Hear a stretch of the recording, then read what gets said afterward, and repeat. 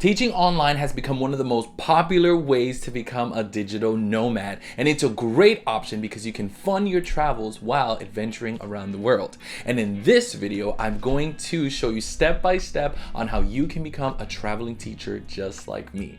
So let's get started. What's up, peeps? Welcome to The Ethnic Traveler, where we talk about everything that has to do with traveling, teaching online, and vlogs about my adventures around the world as an online teacher. So let's get started with our first step. With becoming a traveling teacher, the first thing that I always tell people that are wanting to get into this field, or how I like to say, check yourself, okay? You need to check yourself and ask yourself these questions. Find out, why do I want to become a traveling teacher? Why do I want to teach online? What are my goals? Are you wanting to make money, a lot of money, and travel around the world while doing this? Are you wanting to just do this for a year or a couple, months out of the year to just get away from everything? You need to ask yourself these things, because depending on your answers, it will guide you on how you will go about getting into this industry. I was just wanting to do something on the side to give me more time for YouTube. That didn't happen because I got so invested and I got so addicted to the job, to the money, that I decided to make this a full-time thing. And it has been great. It has been amazing, and I've been able to travel to many places because of it. But what you need to ask yourself is, really, do you see yourself doing this for a long time? Do you see yourself doing this maybe for a while until you find your dream job in something else? You need to find out, because depending on your answers, that will tell you what you should do in the next couple of steps. Step number 2, after asking yourself the questions on whether you will be in this career or this industry for a long time, a short time, or whether this will be your new lifestyle, the next question that you need to ask yourself is, what kind of certifications do I need? Now, going into this as a person that just wants to get their feet wet, just wants to get started right away, I would recommend getting a teaching as a second language certification. Okay, the specific one that I'm talking about is one that you can find online in this website called International Open Academy.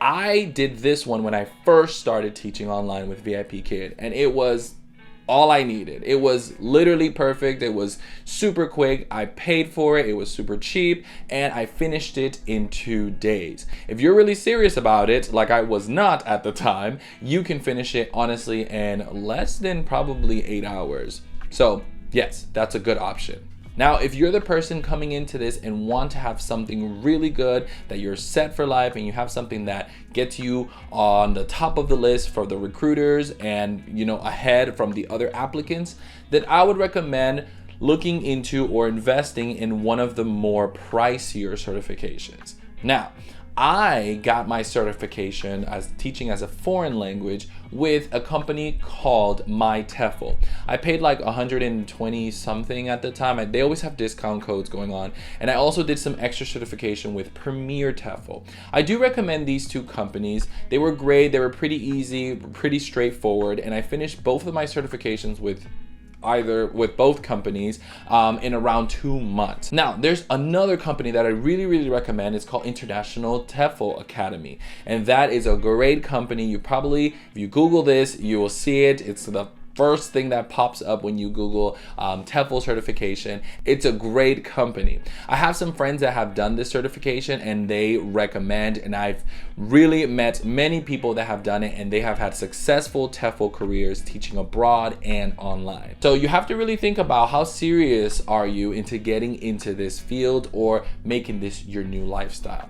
Whether you want to go the easier route, just get something quick and start teaching online, or you really want to invest in your career to get you further ahead in the future. Step number 3 is to tailor your resume for what you're applying to. Now, what I recommend is to just completely make a whole new resume. Now, when I first started and I got my first job in teaching online, I actually had no experience with kids or education or none of that teaching at all. So what I did is I focused on my experiences at summer camp, okay, working with all different ages. I also highlighted my experiences in extracurricular clubs, like a Boy Scouts kind of club that's called Pathfinders that I used to do when I was younger.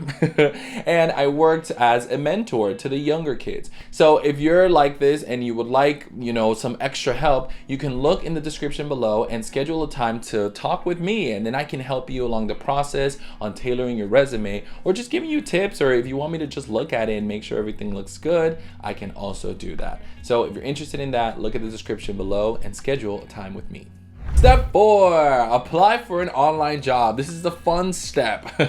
Now, looking for a job or looking for a program or a school to work with can be a little bit stressful, or it can be exciting for depending on the type of person you are. Figure all of these things out in the interviewing process or probably before you even apply, because some jobs will really require you to do extra stuff and make you do all of this annoying things that are probably unpaid or maybe paid, and it will just take up your time in your travels. And the whole point of becoming a traveling teacher is, yes, to fund your travels and, you know, pay your way through your adventures or whatever, and becoming a digital nomad. I know I've been there, and I've been in situations that I have found myself not even having time to make YouTube videos or make Instagram content or barely even talk to my friends, and that is a problem. So definitely find out beforehand on whether the company has that flexibility, what are their cancellation policies, what are their contract policy, or what is required for you as an incoming teacher. Step number 5 is to design your classroom. So after you've figured out your goals, after you've gotten your certification, and after you've gotten your job, you need to figure out, well, okay, I'm probably gonna teach on Zoom or some other online platform, but I want to stand out from the rest. I want to make my classrooms exciting. And the best program for that is called ManyCam. ManyCam is an amazing virtual software that can create any type of classroom or online experience that you are looking for. So ManyCam is a great platform or software that you can download and use in your online classrooms.